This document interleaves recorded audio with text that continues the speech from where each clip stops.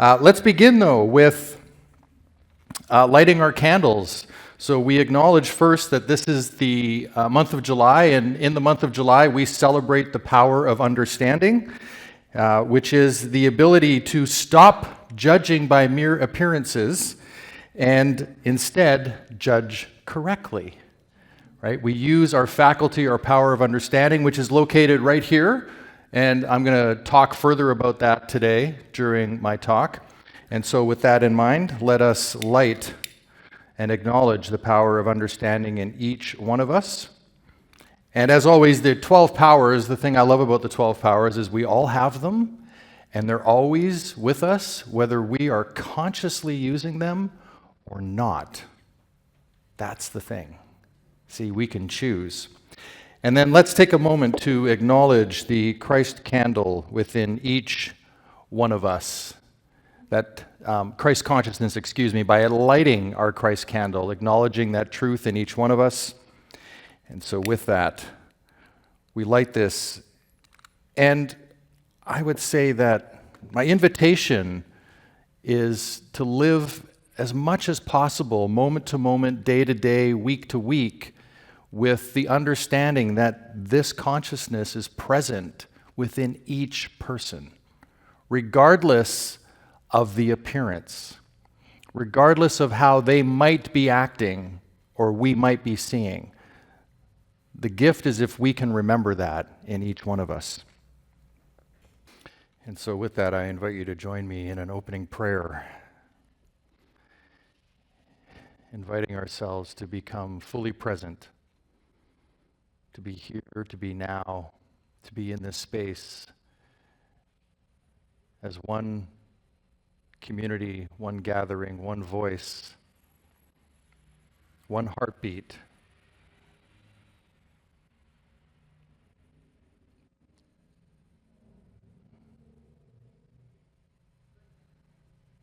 Let us allow that energy to be shared throughout our community, throughout Vancouver Island, throughout the world.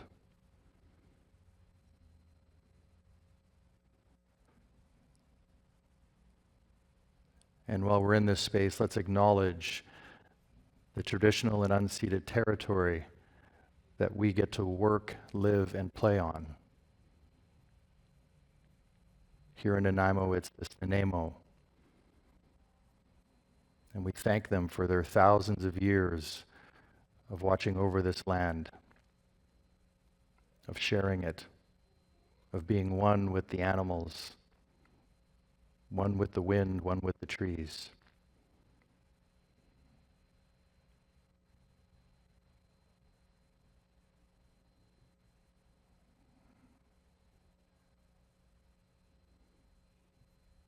And so let's breathe in this moment, let it go. And so it is, Haisepka. So welcome again. Whether it's your first time or your 101st time, welcome. It's great to have you here. I don't know if anybody else caught that lyric. I thought that true success was having so much stress. Did you grab that? Yeah. Who was like, oh, that's me? Yeah. Or was me, maybe. Yeah, it was me. Yeah, that was a good one. So last week we began the exploration of the power of understanding, the capacity to discern any truth beyond appearances. That is our faculty of understanding. And so today I have a core idea I'd like to leave with us all. Life isn't always as hard as it feels. It's often a matter of learning how to move through it. And that's where understanding can make a huge difference. So, for example, there's this idea of resistance versus adaptation. So, sometimes we want to change the environment around us. So, take, for example, air conditioning. Like, why would I learn or adjust to the environment around me when I could just control the environment around me? So something like air conditioning is a simple idea of our unwillingness to learn to fit into what's going on around us.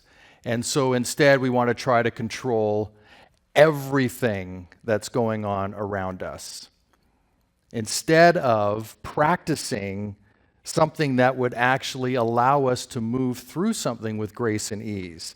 So spiritually, we often try to fix the world so we can be comfortable, but true transformation begins within here, not out there. And so the question might be, well, how could I sit in this amazing heat that's here right now, for example? Because in the winter, wouldn't you be complaining about how cold it is? And then the summer comes and we do the exact opposite. So part of spiritual practice is sitting in the discomfort, whether it's the environment around us or the internal environment, to be sitting in that discomfort and learning what is there for me to learn, to experience right now. So from Matthew 11, 28, 30, Jesus said, "Come to me, all of you who are weary and burdened, and I will give you rest, for my yoke is easy and my burden is light." Now, metaphysically, we could look at that as, come to me as an invitation to return to the Christ within. The candle that we open up with, that Christ consciousness within us that all of us share. The divine center of wisdom and peace. The yoke symbolizes spiritual discipline and alignment. When we live in harmony with divine law, even the work of life becomes easeful. Is that Patricia? I know, but I want it to be clever. I want it to sound clever. Make up a word. It's a real word. Easeful, yes. Yeah. Struggle fades not because life changes, but because we shift into understanding and conscious cooperation with Spirit. The burden lifts when we stop trying to control the outer and start aligning with the inner. Do you get that? That the work is always here, isn't it? In every instance, we can look and see that, oh, this is something I, as I like to say, get to until I get corrected, which I've been several times up here. But yes, I get to do this work. I get to experience this. I get to live through this in this moment. So how can we shift from this resistance to ease, from effort to understanding? Well, we do it through spiritual practice, right? Anybody here meditate, pray, chant, journal, on and on and on, whatever that is, whatever that looks like? And there's no right way to do it. There's your way to do it. That's the beautiful thing about it, is it's what works for you. What allows you to find that peace and that harmony. So let's say you're low on gas. Anybody ever got into the car and you're low on gas? And you're like, I'm going to cheat the system right now. And so you head out on the highway, right? And you run out of gas on the highway. So what's the solution?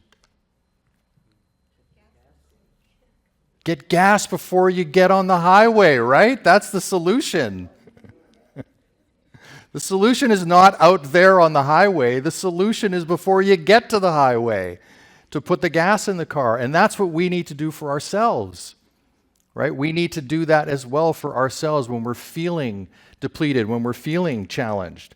Ask, what will fill my tank right now if we're feeling that way? What is going to ease this experience I'm having right now? What can I do? What can I take charge of in the moment to have a better experience? In Matthew, the lesson is, ask and it will be given to you. Seek and you will find. Knock and the door will be opened. These are steps in consciousness. Asking is desiring truth, right? Asking that. Seeking is active inquiry. Has anybody ever meditated with an active inquiry? Yeah, and how often, it's not every time, but how often do you actually get the answer? Do you come away from that with a new understanding or a new purpose to live into? Knocking is the readiness to receive when we knock at the door. It means we're open, we're ready to receive. So this passage actually affirms that we have the ability within us to uncover those truths. As some of you know that are on Facebook, you know that our beloved Geddy Lee, our rock star dog, passed away on Friday morning, actually. And so he had been, not well for about 6 months, but nothing that was major, just that it seemed like it was anxiety that he was having. And when the wind would come up, he would get stressed out. And so we thought his pacing at night was anxiousness. And so we were given some medication for him to kind of calm him down. But in reflection, what we think now is that maybe he was in pain. He was having some pain, and that's how he was dealing with it. However, about a week ago, on Wednesday, he had an episode which left him not able to walk for most of the day. And eventually we went to the vet, and they thought it was a neurological disorder. And of course, we could run all sorts of tests. We could take him to Vancouver and get an MRI on the dog. Geddy was 12. He was 12 years old, and a 65-pound dog. So large dog. He had run a really good life. And we decided against the MRI. It was, I think, $4,000 to do the MRI. And then if surgery was required, that would be another $2,000 or whatever. And we'd be left at the end, as the vet said, and we don't even know if that will solve anything. And it's like, well, that doesn't make a lot of sense. So we were prepared at this point. We were in the vet's office and discussing, do we do compassionate euthanasia? But Brooke, who you all know, one of our daughters, was not here, and she had chosen Geddy as a puppy. So we were like, well, we can't do anything without Brooke here. So we all got on the phone, and we decided we'll bring him home, and we'll come back tomorrow night, the Thursday. And about 10 minutes before we're ready to leave, he all of a sudden rises off the ground. I had carried him into the vet's office. And he starts sniffing around and then eating treats. And then he wants to go into the lobby, and he starts checking out all the corners of the lobby, and he's fine. This is after like 12 hours of no movement, no food, and now he's fine. And so we're like, okay, well, we'll just go home and see how tomorrow looks. Thursday, he was great. Friday, Brooke came home on the Thursday. We canceled the appointment back at the vet. He does the trails with me on Friday morning, Saturday morning, Sunday. Monday, another episode. Same thing. In the backyard all day, won't move, won't come in the house, doesn't want to eat. Again, about 9 o'clock at night, he rises again, and he seems to be fine. So we discussed that, well, on a good day, we're not going to euthanize. We'll wait till a really bad day. So fast forward to Thursday, about 8 o'clock, he has another, 8 p.m., he kind of has a seizure or something, and then he wants to go outside. He goes outside, and he will not come in the house. I carried him in the house because he couldn't walk.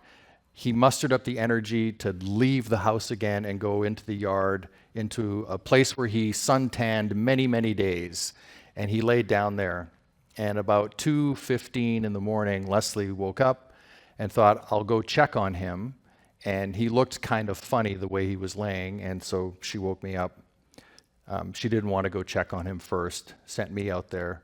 So I went out in, I hate to do this to you all, in underwear and an undershirt in the backyard. It's kind of cold. And he's breathing, his breath is labored, and we decide to just sit with him. And after about 20 minutes, I'm getting kind of cold because I'm really not wearing any clothing to speak of. So I am debating in my head, I'm having this conversation of, well, I don't think he's going to make it to morning, so I could lay here with him, but I'm really cold and I'd rather be in bed. Right? Do you ever have those moments where it's like I could choose comfort right now, or I could just continue to sit in this discomfort because I could spend the time with the dog. So I had this battle in my head of conversation, and I was like, dude, this is never going to happen again. Your bed is going to be there, and warmth will be there, so shut up. I use some different language to myself, but shut up and just stay here. So Leslie and I laid with him from about 2:30 to 3:40 a.m., and he had his last breath at 3:40 in the morning under a beautiful, clear sky full of stars, and it was wonderful. It was way better than the other alternative, and we just love that he chose it on his terms. And I did think the next day, I went for a walk on the trails without him, and I did think that I had that moment of clarity of, I will stay here in this because this will be a far better reward than me just returning to my bed and the warmth that was there. And as a result, I think, my grief, I'm grieving the loss of my buddy. He walked those trails with me every single day, the 10 years that we've lived here. Him and I were out there. And, do you all remember during COVID, the Facebook meditations that I did every day on Facebook, the lives, and Geddy was there chewing a stick or barking at me to get my attention. And I had people texting me going, I remember you and Geddy on the trails during those live sessions on Facebook. And so I feel blessed to have had that moment to be with Leslie and the dog, and to not have, I hate to think what I would have felt like if I'd have chosen to just go back to bed and be warm and then go down there in the morning and find him unconscious, right? Passed away. So we can make these choices. And I did have to check in, right? I had to check in with myself and have a deeper conversation than just the comfort choice. So this is where that shift can happen, right? We can pivot in any given moment. We can pivot and discover something new for ourselves. So you will know the truth, and the truth will set you free. Has anybody ever heard that before? Yeah, you will know the truth, and the truth will set you free. It's not just about facts, it is about spiritual principle. When we come to know and understand and embody spiritual truths, we can have an experience of freedom in any situation we might find ourselves in. And I'm sure you can recall your own, where you have chosen a different path at a crossroad and realized afterwards that was the right thing. And I'm sure we all have those where we go, that was so the wrong thing to do. Looking back, if I could, right? So this spiritual awakening is a process. And I want to touch on that a bit, this feeling that we can have in those moments of disappointment in ourselves, right? Regret, that word regret. I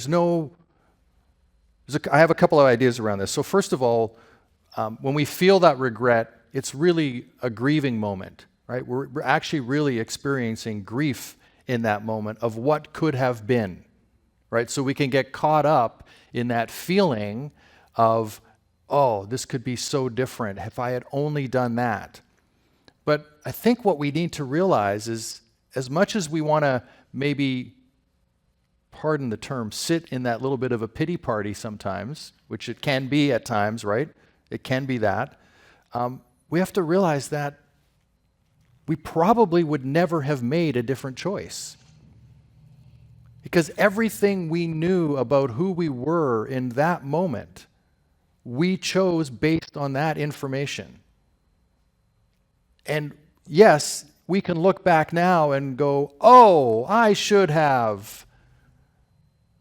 But that's because we've garnered experience and wisdom, and we've seen what that choice may have turned out to be, but I don't believe we could have made a different choice in that time. I think the choices we made were the ones that we had to make at that time, based on who we were, what we knew, what we thought we knew. Does that make sense? So visiting that and beating ourselves up over it is kind of a fruitless exercise.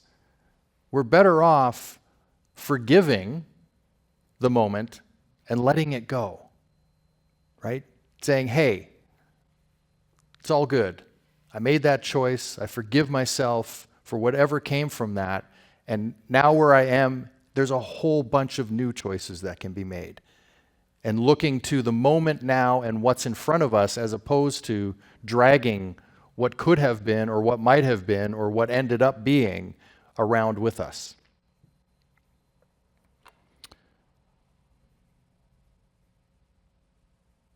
So I want to go back to that idea of replenishing our tank,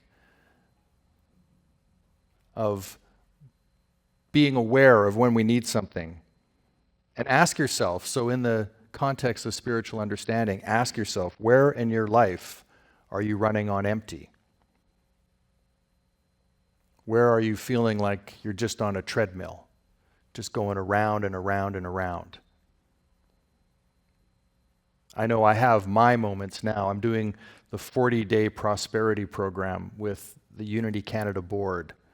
So came in one of my SEE classes in ministry, this 40-day program. And once you start it, if you miss a day, you have to start at the beginning all over again. So today was day 21 of that. And I'm like, there's no way I'm missing a day going forward, because I am not starting that over again. But I am really becoming clear on some truths about myself.